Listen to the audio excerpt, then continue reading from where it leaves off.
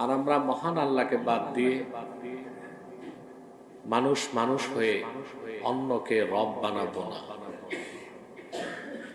فإن تولوا أي فإن أعرضوا عن هذه الكلمة المستقيمة এই মহাসত্য কথা থেকে যদি আহলে কিতাবরা মুখ ফিরিয়ে নেয়, ফাকুলু শাহাদু বিআন্না মুসলিমুন, উম্মতে মুহাম্মাদি তোমরা বলে দাও আহলে কিতাবদেরকে যে তোমরা সাক্ষ্য থাকো আমরা মুসলমান। আমরা কি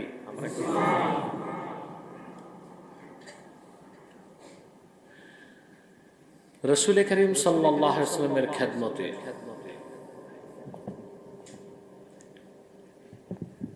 আরবের নাজরান নামক অঞ্চল থেকে খ্রিস্টানদের ৬০ জন পণ্ডিত রাসূলুল্লাহ সাল্লাল্লাহু আলাইহি ওয়াসাল্লামের কাছে উপস্থিত হয়েছে। এই নাজরান হচ্ছে আরবের বর্ডার।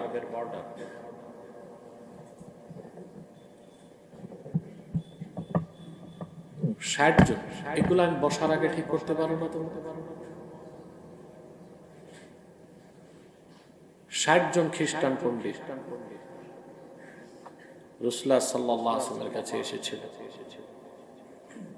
বিভিন্ন প্রশ্ন নিয়ে। তাদের প্রশ্নের জবাবে সূরা আলে ইমরানে আল্লাহ তাআলা ৮০টা আয়াত নাযিল করে দিয়েছেন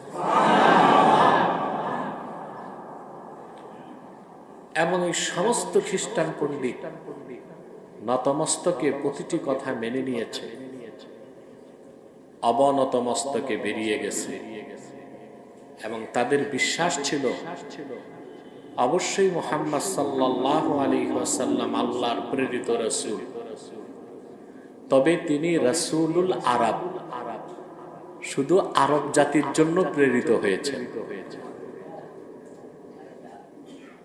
এই কথা বললে আর মুসলমান হওয়া যাবে? এই কথা বললে আর মুসলমান হওয়া যাবে না। মুহাম্মদ সাল্লাল্লাহু আলাইহি ওয়াসাল্লাম আল্লাহর আখিরি নবী হিসেবে প্রেরিত হয়েছেন কোরআনের সাথে ১৫০০ বছর আগে গোটা বিশ্ব মানবতার হেদায়েতের জন্য।